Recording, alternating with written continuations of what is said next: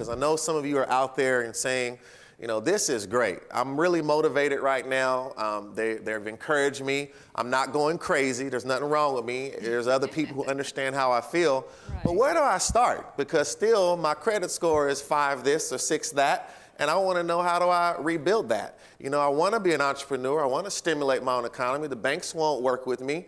I don't have a lot of people. I've turned to my family, and my family's strapped. I'm trying to bootstrap, but I don't have no boots, you know, so they say, well, how do I do this, right? Now, can y'all relate to this? This is, all right, that's real talk. So when you think about the reality of that, what do you say to someone in real practical things? Tell me, what can we get out in the streets and do now to start getting on this path toward improvement if we're dealing with some of these difficult situations? Well, Michael, first of all, before you get out on the streets and do it, I want it at your kitchen table, in your living room, serve for dinner every night, talk about it with the kids, talk about it with the elders. Money flows up and it flows down, and yet most people like to keep money just real close. Everybody will tell you more information about things than you don't want to hear. And yet if you turn to someone and say, so how much do you make a year? They look at you like that you're an alien.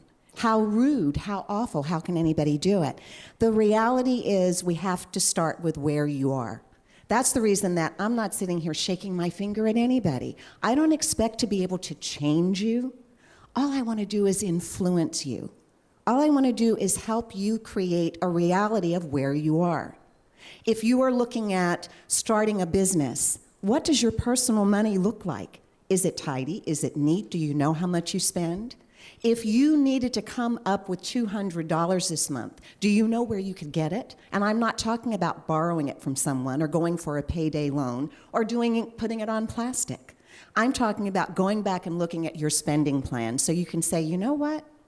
I actually spend $50 a week on, is it a latte from Starbucks and you have to have 2 a day and you do 5 of those 5 days a week? That's 10 lattes at $4.75 per. Do the math.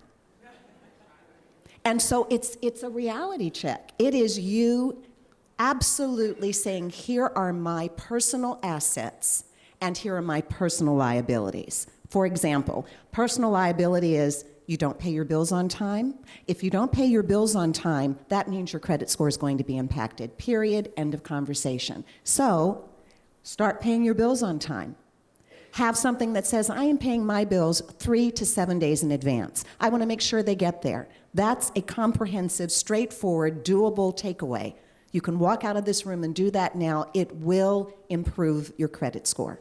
One thing that will do you in is if you say, I can't wait to get back to normal. Hello, everybody. Normal is what got us into the recession. Normal was everybody saying, I need just a little bit more. You bought a little bit more house than you really needed.